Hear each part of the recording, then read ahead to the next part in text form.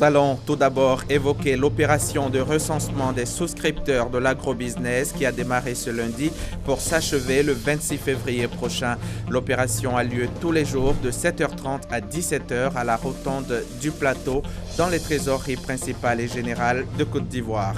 Les taxis connectés ou la révolution dans le domaine du transport en Côte d'Ivoire, il s'agit de ces sociétés de transport qui fonctionnent à l'aide de moyens technologiques tels que le GPS. Mais comment cette technologie appliquée au secteur du transport urbain est-elle accueillie par les Abidjanais? Vous le saurez dans une dizaine de minutes. En Turquie, ce lundi matin s'ouvre le procès de 47 militaires accusés d'avoir voulu assassiner le président Erdogan la nuit du 15 juillet qui va s'ouvrir. Le jugement des cerveaux présumés du putsch raté n'a lui toujours pas eu lieu.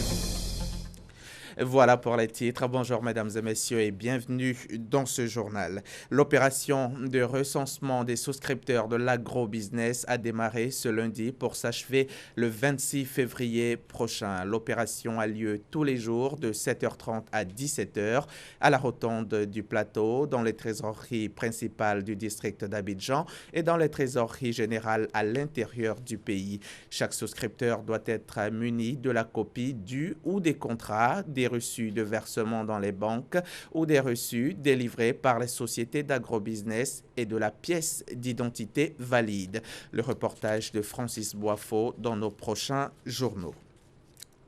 Venons-en à présent aux taxis connectés, considérés comme une véritable révolution dans le domaine du transport en Côte d'Ivoire. Il s'agit des sociétés de transport donc qui fonctionnent à l'aide de moyens technologiques tels que le GPS. Mais comment cette technologie appliquée au secteur du transport urbain est-elle accueillie par les Abidjanais et comment mesurer l'impact de cette technologie dans le transport urbain? Élément de réponse dans ce dossier signé Astou Touré.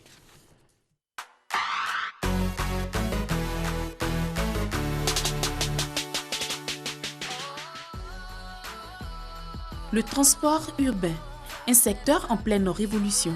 Des taxis ordinaires, une nouvelle donne aujourd'hui. Les véhicules connectés, des start-up de plus en plus visibles à la réalité. Des sociétés de transport qui exercent à l'aide de technologies adaptées.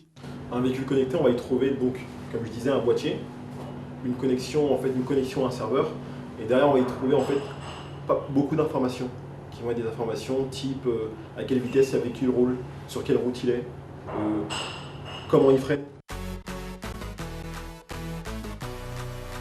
C'est le confort, c'est la raison pour laquelle je suis client particulier. C'est pas un seul clic.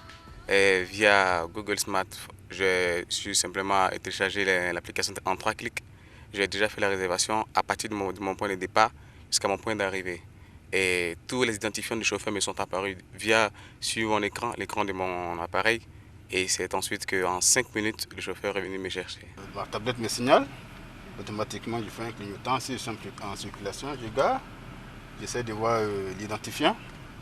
À partir de là, maintenant, je valide la course. Je localise le client en question et je pars le chercher.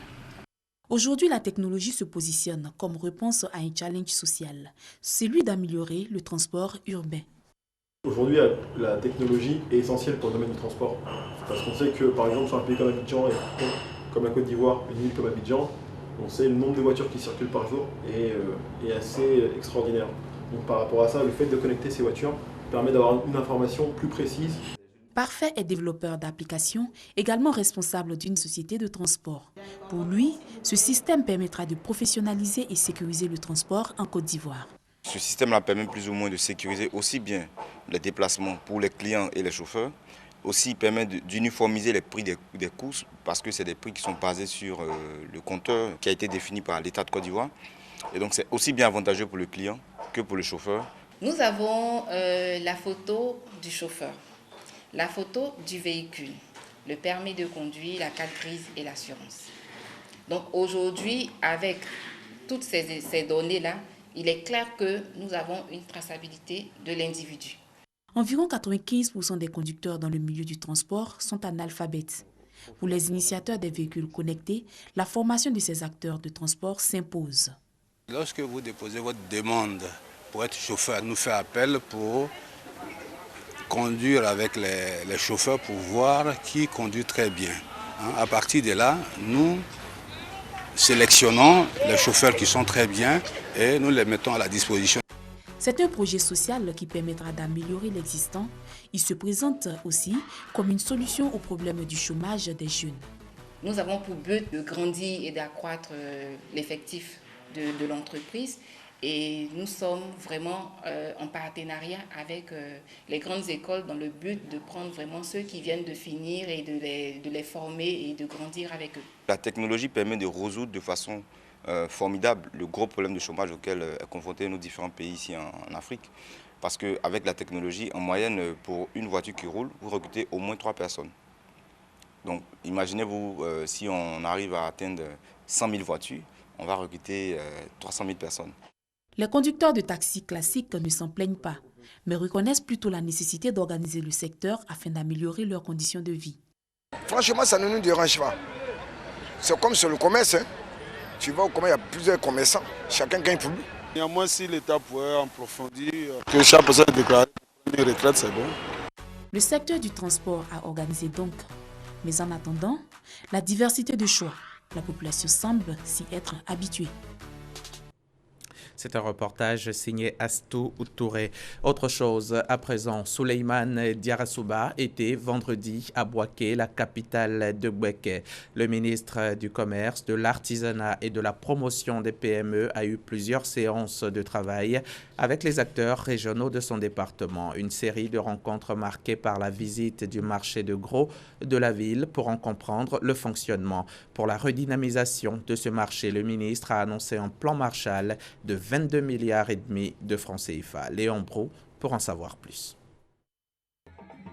Première visite de travail pour le ministre du Commerce à l'intérieur du pays, le marché de gros de Bouaké. Une visite guidée, puis Souleymane Diarra échange avec les exploitants des lieux. Objectif, comprendre le fonctionnement, mais également les difficultés et les attentes des acteurs du marché de gros. Sécuriser le périmètre de protection nous permet d'être efficaces et incontournables. Mettre un fonds à la disposition des commerçants. Aussi évoquer, entre autres, la formation des commerçants, les infrastructures pour la redynamisation du marché de gros, des doléances appuyées par l'administration de l'espace et la mairie de Bouaké auquel le gouvernement a déjà réfléchi, selon le ministre du Commerce. Un plan d'action stratégique de 22 milliards 500 millions a été élaboré sur 10 ans, dont 900 millions de francs CFA sont prévus en investissement d'urgence sur 12 mois maximum pour la remise à niveau des bâtiments, la correction des anomalies, l'adduction d'eau et la fourniture d'électricité. De même, de nouvelles infrastructures seront réalisées, notamment la construction d'une chambre froide et d'une station de lavage. Le ministre du Commerce a aussi annoncé un marché de gros dans 10 autres régions, l'identification des commerçants, la facilitation de leur accès au crédit, non sans appeler les acteurs nationaux du commerce au civisme fiscal. Ici, à Abidjan, au CHU de Yopougon, il existe une unité de néphrologie pédiatrique. C'est d'ailleurs le seul centre de prise en charge des enfants malades d'insuffisance rénale en Afrique de l'Ouest. L'unité est équipée d'instruments essentiels à une prise en charge des enfants malades du rein, mais le coût de la prise en charge est juste jugé trop élevé et par les parents et par les malades eux-mêmes. Incursion dans cette unité avec notre guide du jour, Malika Koulibaly. L'insuffisance rénale, cette maladie silencieuse atteint des millions de personnes à travers le monde. On la croyait une maladie d'adultes que non. Malheureusement, les enfants aussi en sont victimes. Les causes des maladies rénales chez l'enfant, vous avez des causes qu'on dit congénitales, c'est-à-dire que l'enfant naît avec une malformation déjà au niveau du rein. Ensuite, vous avez des causes acquises, c'est-à-dire que c'est des pathologies générales qui vont retentir sur le rein, notamment le paludisme et de plus en plus aussi il y a l'automédication où les médicaments sont pris pas dans les normes. Malgré le grand nombre de malades du rein, les structures de prise en charge se font rares. Pour la Côte d'Ivoire et toute l'Afrique de l'Ouest, un seul centre, l'unité des néphrologies pédiatriques, sise au CHU de Yopougon. Pour dépister, pour voir si la personne est insuffisante rénale ou pas, je vous dis en 1 heure du temps, on peut savoir si la personne a une insuffisance rénale ou pas. Parce que c'est 2 paramètres spécifiques, qui est l'urée et la créatinine. Surtout la créatinine qui nous permet de voir est-ce qu'un patient a une insuffisance rénale ou pas. Un enfant déclaré malade, comment se fait sa prise en charge? Alors, ça va dépendre de la cause. S'il s'agit d'une maladie acquise, c'est-à-dire que si c'est secondaire un paludisme, il faut traiter le paludisme et mettre un régime en place pour que l'enfant retrouve la fonction du rein. S'il s'agit d'une maladie qui est la plus fréquente chez l'enfant, qu'on appelle le syndrome néphrotique, il y a une prise en charge qui est faite et qui dure. On peut partir minimum 6 mois, mais la pathologie peut être prise en charge jusqu'à 5 ans pour pouvoir avoir une guérison. Une prise en charge qui n'est toujours pas à la portée des parents. 100 000 francs la séance d'hémodialyse. Dis aux autorités vraiment qu'ils soutiennent beaucoup les parents parce que vraiment ces maladies-là, si ton enfant a ça, tu dépenses beaucoup. Avec tous les efforts qui sont faits au niveau des adultes, il faut que ces efforts-là aussi réjaillissent au niveau des enfants pour que les enfants soient pris en charge par l'État quand ils doivent bénéficier d'une dialyse, pour que le coût soit moindre pour les parents. Et secondairement, toutes les bonnes volontés sont les bienvenues. Un appel qui, heureusement, est entendu par des bonnes volontés. Le cas du Chamsi, le club des hommes d'affaires musulmans de Côte d'Ivoire. Spectrophotomètre, urinogramme, automate d'hématologie. L'essentiel y est pour une prise en charge efficiente des petits patients. Mais à l'unité des néphrologies pédiatriques, le coût de la prise en charge reste encore élevé. Une angoisse continuelle pour les parents et pour les malades. L'Ordre des avocats de Côte d'Ivoire a accueilli ce week-end 23 nouveaux stagiaires. La cérémonie a eu lieu au palais de justice d'Abidjan, au plateau donc, en présence de leurs amis et connaissances. Les détails avec Patricia Omo-Etia. Levez la main droite et dites « Je le jure ». Je le jure. Voilà le procédé par lequel les 23 nouveaux avocats stagiaires ont répondu par oui. Un serment qui les intègre désormais dans le métier d'avocat. Tous vêtus de la fameuse toge noire, ils ont tour à tour juré d'exercer fidèlement leur métier dans le respect strict des règles qui régissent la bonne marche de la justice, à savoir l'honneur et la probité morale. On est dans une famille assez sélective et c'est une fierté pour nous, pour les membres de notre famille. Et surtout, c'est une réalisation personnelle qui se célèbre particulièrement. On est accepté par des aînés, des gens qui ont ouvert une voie assez difficile. On est fiers aujourd'hui d'appartenir à cette famille. Les mots-clés cette année sont appétence et compétence. Donc nous allons nous inscrire dans cette dynamique de sorte à rendre fiers nos proches et partant le pays. Prononçant le discours d'ouverture, le bâtonnier a exhorté les tout nouveaux stagiaires du barreau à rester fidèles à leur serment. Premièrement, ils ne feront pas fortune avec ce métier-là. Il faut qu'ils se le mettent en tête. Deuxièmement, ils entrent dans une profession qui est très réglementée, avec des règles de courtoisie, d'honnêteté, d'intégrité. L'admission de ces nouveaux avocats au barreau a été hautement saluée car elle contribue à la redynamisation de l'Ordre des avocats de Côte d'Ivoire. L'Assemblée générale élective du CNJCI, le Conseil national des jeunes de Côte d'Ivoire, s'est tenue le samedi dernier. À l'issue des travaux qui ont été sanctionnés par l'élection du président du CNJCI, c'est le candidat de la région de l'Agnebi-Tiassa, Emmanuel Edimat, qui l'a emporté. La cérémonie a enregistré la présence du ministre de la Promotion de la Jeunesse, de l'Emploi des Jeunes et du Service civique, Sidi Touré. C'était à la salle des banquets du ministère des Affaires étrangères au plateau. Herman Niamia. Le nouveau président du Conseil national des jeunes de Côte d'Ivoire, c'est lui, Emmanuel Nguessa Edima. Le candidat de l'Agnebi-Tiassa, opposé à 4 autres adversaires, a remporté les élections sur un score de 46 voix contre 34 pour sa concurrente directe, Maferima Kone, de la région d'Abidjan. Après son élection, il promet de travailler en symbiose avec ses camarades afin d'apporter des solutions concrètes aux préoccupations des jeunes. Je suis ému, comme vous pouvez le voir. Le premier chantier, ça sera de réconcilier tous les jeunes de Côte d'Ivoire. Le Conseil national de la jeunesse, ça se creuser de vraies réconciliations de la Côte d'Ivoire, parce que tous les jeunes vont se retrouver. Deuxièmement, nous allons organiser la jeunesse ivoirienne. Parce que sans organisation, il ne peut pas avoir de plan d'action efficace. La mise en place du Conseil national des jeunes de Côte d'Ivoire vise à assurer l'autonomisation des organisations de jeunesse de Côte d'Ivoire et à favoriser l'implication des jeunes dans les instances décisionnelles. Avant l'élection du bureau national du CNJCI, le ministre de la Promotion de la Jeunesse, de l'Emploi des Jeunes et du Service civique, qui a présidé la cérémonie d'ouverture, a souligné que le gouvernement attend beaucoup de la jeunesse pour la construction du pays. L'État, le gouvernement a besoin d'avoir un interlocuteur dans la multitude d'associations de jeunesse qu'il y a au niveau national. Ce CNJCI ne vient pas remplacer les associations, mais vient juste faire la représentation des associations vis-à-vis des pouvoirs publics.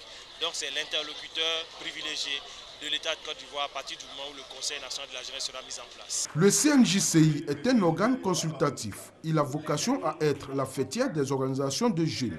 À ce titre, il aura pour mission, entre autres, de mettre en synergie les organisations, fédérations et ONG de jeunesse afin d'accroître la créativité des jeunes et d'optimiser leur potentiel d'action et de participation au développement. Jean-Michel Amonkou, le secrétaire général de la mairie du Plateau, a été élu à Casablanca au Maroc, premier vice-président en région Afrique de l'Ouest du réseau panafricain des secrétaires généraux des villes et territoires d'Afrique. Après son élection, Jean-Michel Amonkou a été reçu par le bureau de l'UVICOSI ainsi que par le ministre de la fonction publique. Lors de ces rencontres, il dit viser l'amélioration de la gouvernance publique en Afrique. Michel Digri. Porté par ses pairs à la vice-présidence région Afrique de l'Ouest du réseau des secrétaires généraux des villes du continent, Jean-Michel Amonkou, secrétaire général de la mairie du Plateau, veut pouvoir compter sur le soutien de l'UVICOSI pour réussir son mandat. C'est une grande responsabilité et je pense qu'il a le besoin du soutien de tous. Des secrétaires généraux certes, mais de tous les maires également, tous les maires de Côte d'Ivoire. Nous pensons que tous ensemble, avec l'appui de l'UVICOSI, nous allons essayer plus ou moins de porter haut CGLU Afrique, le réseau Magnet à l'international. Accroître la notoriété du réseau des secrétaires généraux des villes d'Afrique, Jean-Michel Amonkou a dévoilé la vision de l'organisation qu'il dirige au ministre de la fonction publique, notamment sur les questions de décentralisation. Nous devrons prendre en compte toutes leurs préoccupations. Tout à l'heure, on a parlé de la fonction publique territoriale. C'est un projet qui va intégrer, disons, la révision du statut général de la fonction publique. Donc, voilà les pistes de collaboration que nous aurons à avoir avec cette nouvelle structure. Le réseau panafricain des secrétaires généraux des villes d'Afrique, dénommé Africa Magnet, entend contribuer à l'amélioration de la gouvernance et à la qualité des services publics sur le continent. La première édition des RIANA, les rencontres internationales des arts numériques d'Abidjan, s'est déroulée à l'Institut français d'Abidjan du 9 au 11 février dernier. L'objectif des RIANA, c'est de vulgariser l'art numérique en Afrique et encourager les artistes du continent à s'y adonner. Issa Chonan Yeo nous en dit plus. L'art numérique est l'ensemble des créations artistiques utilisant un support numérique ou digital. Les rencontres internationales des arts numériques d'Abidjan, RIANA, visent donc à familiariser les créateurs avec cette nouvelle vision artistique sur le continent. Il est aussi question, à travers ces rencontres, de les encourager à utiliser la nouvelle technologie. À travers l'installation Lumina Fiction, l'artiste Golnaz Beruznia exprime sa vision artistique. Ce qui est intéressant dans la création numérique pour l'art, c'est que ça nous permet d'aller au-delà des médiums classiques comme la peinture, la sculpture. Quand je fais une peinture, je reste dans la métaphore, dans la forme, mais à travers le numérique, je pourrais créer quelque chose qui a le même principe de vie. Lumina Fiction est une œuvre multimédia, immersive et interactive, concentrée sur le vivant qui fait vivre au spectateur un voyage à l'intérieur d'un monde imaginaire. C'est un travail qui est complètement non scientifique, c'est un travail qui n'a pas de valeur scientifique, mais qui va questionner, chercher dans les sujets autour de la vie, la biologie, tout ça, et faire des nouvelles propositions. Pour Jacob Bleu, les RIANA sont une occasion pour les artistes africains d'apporter une plus-value à leur création. Le monde est en pleine mutation et nous avons besoin de nous mettre au diapason des évolutions. Aujourd'hui, au niveau des créations qui se font, l'art n'est plus figé. Les expressions artistiques ne sont plus figées. Et nous apprenons avec les outils informatiques à manipuler des formes, à manipuler des programmes. Mais au-delà de ces programmes que nous manipulons, de ces formes que nous manipulons avec l'informatique, nous pouvons aller au-delà. Les rencontres internationales des arts numériques d'Abidjan sont une grande première en Afrique. La 2e édition est prévue l'année prochaine. WANEP, le réseau ouest-africain pour l'édification de la paix, a présenté mercredi dernier aux parties prenantes le bilan des activités de son projet Répondre aux conflits issus de l'Ebola, initiative de dialogue. Ce sont notamment les organisations de la société civile, les représentants d'organismes et certaines structures étatiques en charge des questions de sécurité humaine. Selon le réseau, ce projet a permis d'éviter de nombreux conflits à Bloléquin, Danané, Taï et tout le plus. Lorsque on était à la phase de rapatriement au niveau des réfugiés de la Côte d'Ivoire au Libéria qui devaient rentrer, il y a eu fermeture des frontières.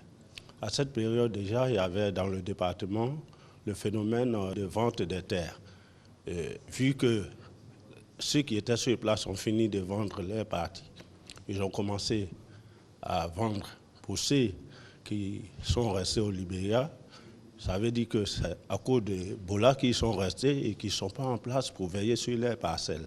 Donc on a vu qu'à leur retour, il va se poser le problème des terres. Pour prévenir les conflits liés aux fonciers dans l'ouest du pays, un projet est initié par WANEP Côte d'Ivoire, le réseau ouest africain pour l'édification de la paix en collaboration avec l'Union européenne et l'ONG internationale britannique Conciliation Resources. Ce projet vise à répondre aux conflits issus de la maladie à virus Ebola à Bloléquin, Danané, Taï et tout le plus. Au niveau du projet, nous avons initié des campagnes de sensibilisation pour la prévention de la maladie à virus Ebola. Et à côté de cela aussi, nous avons initié des campagnes de sensibilisation avec les différentes populations et les agents de santé. Donc, en plus de cela aussi, nous avons mené des sessions de dialogue avec les différentes communautés et les forces de défense et de sécurité. Le projet Répondre aux conflits issus de la maladie à virus Ebola, démarré en 2015, est en phase d'achèvement. Les acquis sont nombreux. Cependant, il y a, selon WANEP, des efforts à faire pour leur pérennisation. Le projet a évité, par exemple, au niveau de mon département, celui de Taï, l'entrée d'abord du virus Ebola par la frontière Taï-Libéria. En plus des activités que nous menons de sensibilisation, de sessions de dialogue, nous sommes conviés à participer à des règlements de conflits, même au niveau de certains foyers. Sur le terrain, nous avons constaté que les conflits fonciers sont encore récurrents dans la zone de l'Ouest, que l'État contribue à réduire les coûts de l'acquisition du titre foncier. Nous demandons aussi à ce que l'État améliore un peu la situation des forces de défense et de sécurité au niveau frontalier en termes d'équipement. La mission de WANEP Côte d'Ivoire est de promouvoir une résolution pacifique des conflits locaux et soutenir la bonne gouvernance dans les régions frontalières de Sierra Leone, Libéria, Guinée et Côte d'Ivoire. Direction la sous-préfecture de Dania dans le département de Vavois où les filles et fils ont été récemment conviés à une fête de réconciliation, de paix et de cohésion. Honorine Agnégori. Cette cérémonie a donné lieu à une grande mobilisation des cadres et populations de Dania. Au nom des chefs de village et des communautés, Zéphirin Diago a traduit sa reconnaissance aux populations qui œuvrent pour l'union des habitants de Dania. Toutes choses qui concourent au développement de leur localité. Surtout qu'il s'agit de construire des infrastructures sociales pour désenclaver leur sous-préfecture. Le député de la sous-préfecture de Dania, Elisabeth Védéa, a saisi l'occasion pour exhorter ses parents à cultiver la paix, l'amour, l'union et la cohésion sociale. Chers sœurs, chers frères, je vous demande tous pardon, mettons-nous ensemble, car sans l'union, rien ne marche. Sans la paix, on ne peut pas parler de développement. Quant au sous-préfet Théophile Koulibaly, il s'est réjoui de voir ses administrés célébrer l'amour et la paix avant de leur dire qu'il est venu se mettre à leur service pour travailler avec eux. Mais pour y arriver, il faut l'entente. Un petit mot de religion dans ce journal. Les habitants de Yamoussoukro prient pour la paix et la stabilité en Côte d'Ivoire. À l'initiative du ministre du Commerce, de l'Artisanat et des PME, Souleymane Diarasouba, la cathédrale Saint-Augustin et la grande mosquée de Yamoussoukro ont abrité des prières dédiées à la paix. Kader Sogodogo. Cathédrale Saint-Augustin de Yamoussoukro. Messe spéciale dédiée à la paix et à la stabilité en Côte d'Ivoire.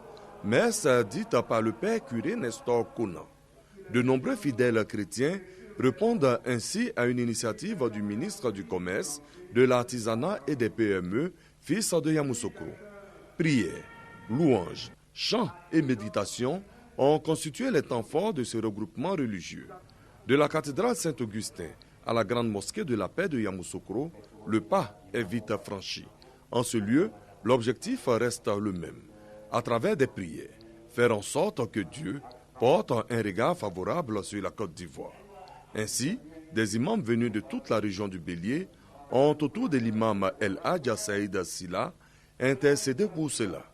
Pour l'initiateur, chaque habitant de ce pays devra faire de la prière un axe important pour soutenir le président de la République, Alassane Ouattara, dans sa volonté de faire de la Côte d'Ivoire un pays de paix. La Côte d'Ivoire a vécu, un début d'année difficile. Pour ce qui concerne la ville de Yamoussoukro, nous avons également assisté à des mouvements qui ont même entraîné en fait mort d'homme. Donc cette situation nous a interpellés en tant que fils de Yamoussoukro pour voir dans quelle mesure nous pouvons organiser ces prières œcuméniques pour prier avec nos hommes religieux afin que la paix puisse être consolidée en Côte d'Ivoire. Et nous avons également prié pour le chef de l'État parce que sans la paix, il n'y a pas de développement. Ont également pris part à ces différentes prières le gouverneur du district, le maire et l'ensemble du corps préfectoral de Yamoussoukro. Religion toujours, rendons-nous à Buyo où a été célébré les 25 ans d'existence de la paroisse Saint-Jean l'Évangéliste. C'est avec Honorine Agnigori. Célébration des 25 ans de la paroisse Saint-Jean l'Évangéliste de Buyo. À l'ouverture des festivités marquant ce jubilé d'argent, Paul Asamoah Kouman, premier vice-président du conseil pastoral paroissial de Buyo, a salué les 37 communautés villageoises que compte la paroisse avant de traduire sa reconnaissance au premier curé, le père Marcel du Sud, pour le travail abattu depuis la consécration en 1992 de la paroisse Saint-Jean l'Évangéliste de Buyo. À sa suite, Monseigneur Alexis Touabli, évêque d'Agboville, dans son homélie, a rendu grâce à Dieu pour les 25 ans de marche ecclésiastique. Pour lui, à travers ce jubilé, c'est l'Église catholique qui est en marche depuis 2000 ans avec le soutien du Seigneur Jésus-Christ. Et personne ne peut l'arrêter. Pour l'homme de Dieu, l'Église, c'est l'institution la plus stable au monde. C'est pourquoi Monseigneur Alexis Touabli a invité les fidèles à passer à la vitesse supérieure à tous les niveaux et à ne plus être des chrétiens amorphes en leur demandant d'être à l'image du Christ, source de lumière. La veille, Monseigneur Jean-Jacques Kofi Wakofi, évêque du diocèse de San Pedro, a procédé à la consécration de la grotte Notre-Dame de la Paix et de la Miséricorde de la chapelle Saint-Étienne du quartier Nouveau Buyo. L'actualité internationale en bref et en images. Au Congo-Brazzaville, la mort en détention du colonel Marcel Nsoro continue de susciter de nombreuses interrogations parmi ses proches. L'ancien numéro 2 des services de renseignement est mort vendredi 18 février et dans la foulée, l'un de ses avocats a été placé en garde à vue par les enquêteurs congolais pendant le week-end. En Turquie, plus de 6 mois sont passés après la tentative de putsch du 15 juillet et les procès des auteurs supposés du coup d'État s'enchaînent depuis le mois de décembre. Ce lundi matin, c'est un procès de 47 militaires accusés d'avoir voulu assassiner le président Erdogan la nuit du 15 juillet qui va s'ouvrir. Voilà, c'est la fin de ce journal. Merci de l'avoir suivi. Je serai encore ici demain pour un autre journal. Bonne journée sur RTI.